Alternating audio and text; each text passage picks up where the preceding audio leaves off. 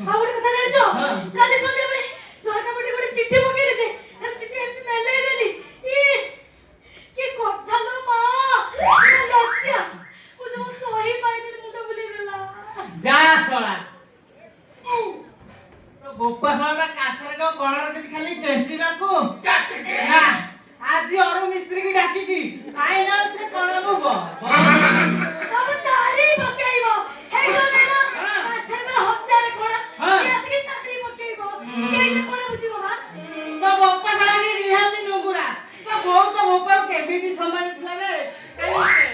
କେଞ୍ଚି ଥିଲା ନା ଆଉ କଣ କରୁଥିଲା ଜାଣିଛ ଧନ ଆଜି କଣ ହେଇଛି ମୁଁ ଘର ଭିତରେ ଅଛି ସିଧା ଆସିକି ପଶିଗଲେ ଗୋଇଠା ନେଲୁନି କନିରେ ଧନ ସେ ଖିରିକି ଦେଲା ସମୟ ମୁଁ କଣିକି ବାହାରି ଆସିଲି ଏ ଭଗବାନ କଳିଯିବ ଫାଇନାଲ ଏଠି ସରିଲା କଣ ବୁଢା ନିଜ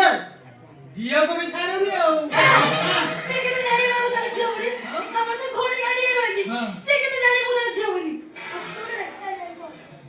ହେଠି ଅନେର ଧନ ବୁଢା ଯଦି ଦେଖିଦବ ନା ସବୁ ସତ୍ୟାନାଶ କରିଦେବ ପାଣିଖିଆ ବୁଢା ଖାଲି ଆସୁ ମୋ ବାପା ହେଲେ କଣ ହେଲା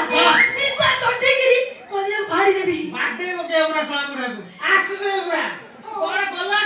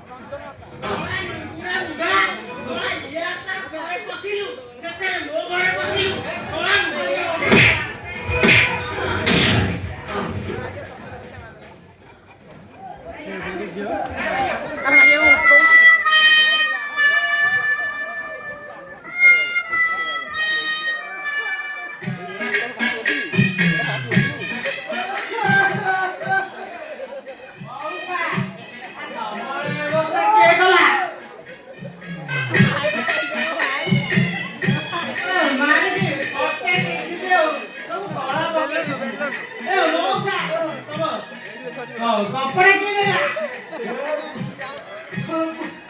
ମୁଁ କଣ ଜାଣିଥିଲି ଏମିତି ମାଡ଼ ହବନି ତୋରା ସକାଳୁ ମୋ ପିଠିଟା କୁଣ୍ଡେଇ ହଉଥିଲା ଏବେ ଏମିତି ମାଡ଼ ହବନି ମୁଁ କେବେ ଜାଣିନଥିଲି ବାପା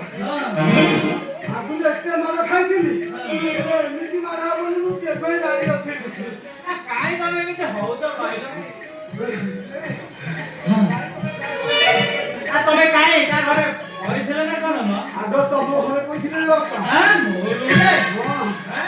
ତାପରେ ତମ ସ୍ତ୍ରୀ ଭାବି ଚାଲାକି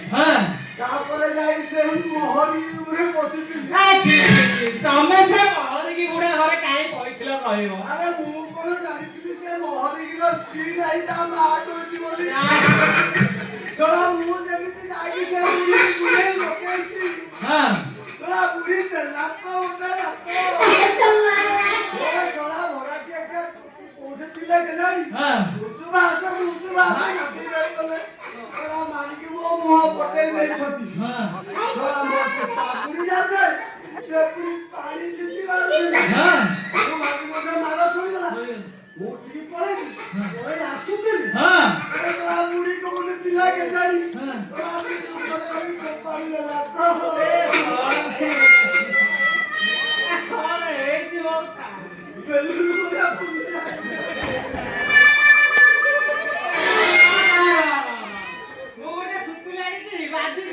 ନୁଖୁରା ପୁଅକୁ ଯଦି ସେ ଖେଳିବ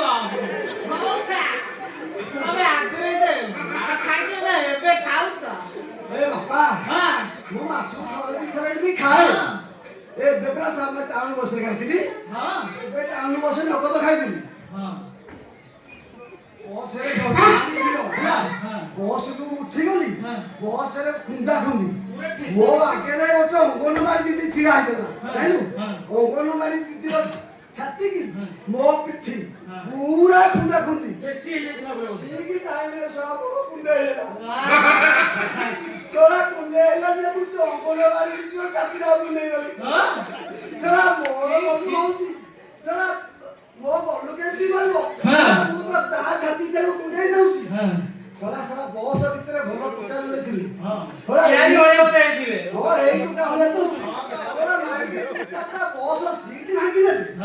ଏମିତି ପୁଣି ହଁ ପରେ ଗୋଟେ ଗୋଠା ମାଇଲେ ଯେ ମୁଁ ଆସିକି ହଁ ଏମିତି ମାରିଦେଲି ମୁଁ ଆସିକି ସିଧା ତଳେ ପଇଲି ସେଥିଲାଗି ଉଠିଗଲି ରେ ବାପା ବୋପାଲା ପୁରା କାରୁକାର୍ଯ୍ୟ କରିକି ଆଇଛ ବୁଝିଲ ମଉସା ଯଦି ଦେଶ ସେବା କରିକି ଆଇଛ ତ ମୋର ଟିକେ ଲାଜ ନାହିଁ ଏ ବୁଢା ବୟସରେ କଣ୍ଡୁର ଗଲାନି ଶେଷରେ ମଦ ପିଇ ଏଠି ସେଠି ଗଳୁଛ ଛି ଛି ଛି ଛି ମା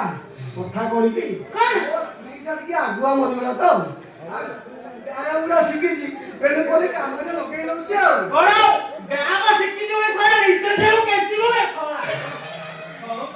କହିଦେଲି ବେ। କଣ କହିଲୁ ନା, ନା, ନା, ନା। କଣ କହିଲୁ ମୁଁ କିଛି କହିନି। ଏ ମୋ ଝିଅ ହଁ।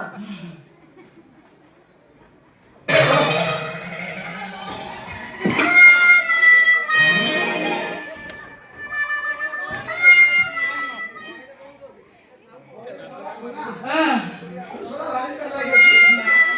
ଶଳା ଘର ଭଡା ଦେବୁ ବୋଲି ଶଳା ବୁଲେଇ ବାକି ଆସି ମୋ ଝିଅକୁ ବାହା ହେଇ ଶଳା ଏଠି ରହିବୁ ଭଲ ଲାଗିଲା। ଏ ଜୀବନ ହଁ।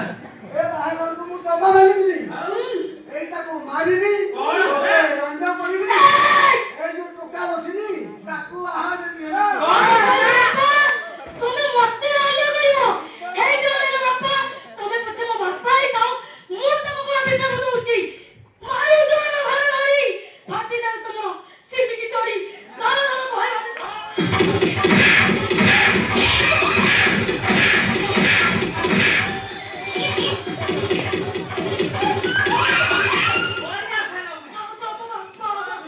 ভারি সংস্কারী ছিল